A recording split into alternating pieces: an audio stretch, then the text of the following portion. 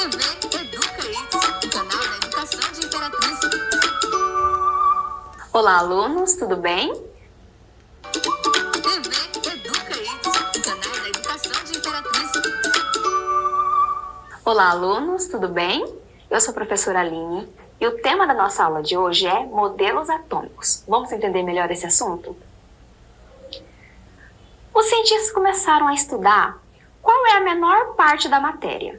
O que forma a matéria? Se eu for dividir um pedacinho de madeira infinitas vezes, até que ponto que eu chegaria? E aí, chegou-se a ideia do átomo, que é uma partícula até então. Acreditava-se que era totalmente indivisível. O átomo é a unidade fundamental da matéria. É a menor fração, a identificação de um elemento, como nós vimos em outra aula. O átomo ele possui um número atômico, que é o que identifica um elemento. Um elemento, ele, por exemplo, tem uma carga positiva 8, consequentemente o seu número atômico é 8, como exemplo do oxigênio. Mas para se ter essa estrutura formada, muitos estudiosos fizeram alguns experimentos. Um deles foi o Dalton.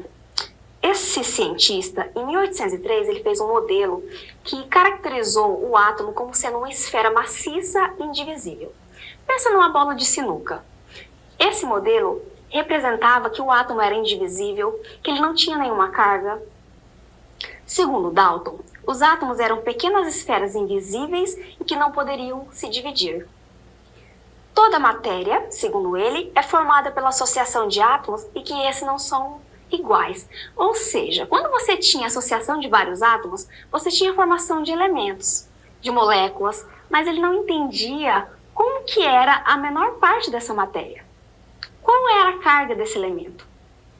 Em uma transformação química, os átomos que formam a substância se recombinam entre si. Então ele já entendia nessa época que os átomos eles se recombinavam entre si e formavam outras transformações, passavam por outras transformações e formavam novos elementos.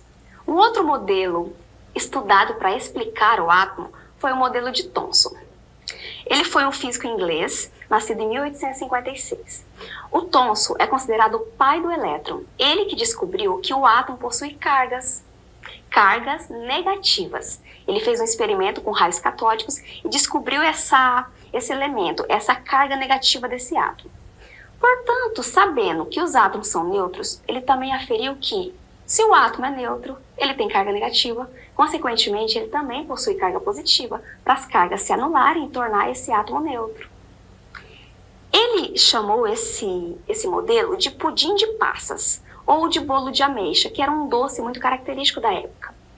Ele explica que esse modelo seria uma esfera positiva com raios com elétrons incrustados sendo negativos, como se fosse um pudim de passas, que as passas seriam essas cargas negativas. Portanto, esse modelo você tem toda a massa positiva com as cargas negativas distribuídas por essa esfera. Um outro modelo que foi elaborado para explicar esse modelo atômico foi o de Rutherford. Até então, já se sabia que os elementos, que esses átomos emitiam radiação. O estudo dessa radioatividade permitiu fazer um experimento. Rutherford é um cientista da Nova Zelândia e ele começou a fazer um experimento utilizando as partículas do polônio, que é um elemento radioativo. Ao disparar esse feixe de partículas positivas, você teve a repulsão desses raios. Ou seja, no núcleo dessa folha de ouro que ele utilizou, as partículas que eram emitidas voltavam. E em volta da folha de ouro, as partículas conseguiam penetrar. Consequentemente, ele conseguiu determinar que no átomo, no núcleo, nós temos carga positiva, que é uma massa mais densa, e em volta nós temos os elétrons, que são as cargas negativas com maior poder de penetração pelas partículas alfas, pelas partículas positivas emitidas pelo polônio. Vamos observar melhor o modelo de Rutherford. O átomo, portanto, ele possui carga positiva e neutra no núcleo, e em volta nós temos os elétrons. Sempre a mesma quantidade de carga positiva é sempre a mesma quantidade de carga negativa. Vamos observar. Então, no núcleo nós temos a carga positiva, prótons, e a carga neutra, que são os nêutrons. Nós falamos que é a massa do átomo. E em volta nós temos os elétrons, que é a carga negativa. Após esse modelo, um outro pesquisador, o Bohr, ampliou essa visão sobre o modelo de Rutherford. Ele começou a estudar como que esses elétrons, que são as cargas negativas do átomo, são dispostas. E ele criou esse modelo das camadas. Olha, os elétrons movem-se ao redor do núcleo atômico em órbitas circulares, como se fosse um modelo planetário, como nós vimos no Rutherford. Mas aqui ele explicou que os elétrons, ele possui níveis de energia. Toda vez que um elétron salta para um nível, para outra camada, ele absorve uma energia. E quando ele retorna, ele emite luz. Então, o modelo de Rutherford é característico pelas camadas eletrônicas, pelas camadas onde estão esses elétrons. Um exemplo do modelo de Rutherford nós podemos observar nos fogos de artifício. Quando tem festa de final de ano, é comum vermos esses fogos coloridos no céu. Por que isso acontece? Os elétrons, como eu disse para você, quando ele passa de uma camada para outra, ele acaba absorvendo energia. Essa energia pode ser a queima, por exemplo, do combustível. Quando há queima, esse elétron passa para a camada de cima e quando retorna, ele emite luz. Muitas vezes, luzes coloridas. Então, aqui nós temos exemplos de alguns elementos coloridos. Consequentemente, essa luz observada é através dessa mudança, dessa transformação dos elétrons de uma camada para outra. Um outro modelo para explicar a estrutura atômica é o modelo atômico de Schrödinger. Este matemático, ele aplicou a matemática quântica e a física para a explicação do modelo atômico de Rutherford-Bohr. Então, o modelo dele é para explicar a questão da localização dos elétrons, que já foi descoberto pelo Bohr. Então, ele determinou através da matemática as regiões no espaço onde se encontra um elétron.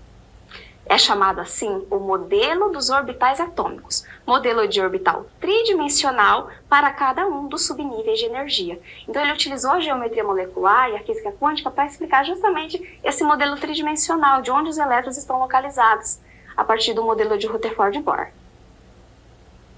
Vamos realizar um exercício? Olha, tem duas alunas conversando na sala. Então, o átomo é um pudim?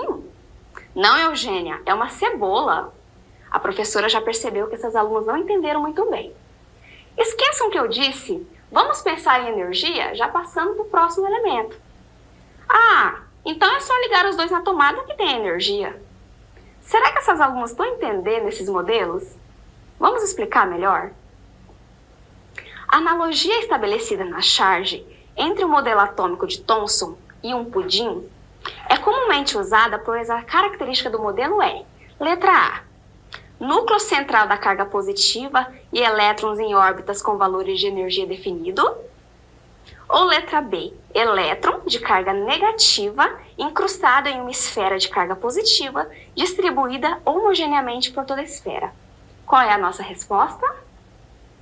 Letra B, o modelo de Thomson, que é o pudim de passas, lembra que vimos?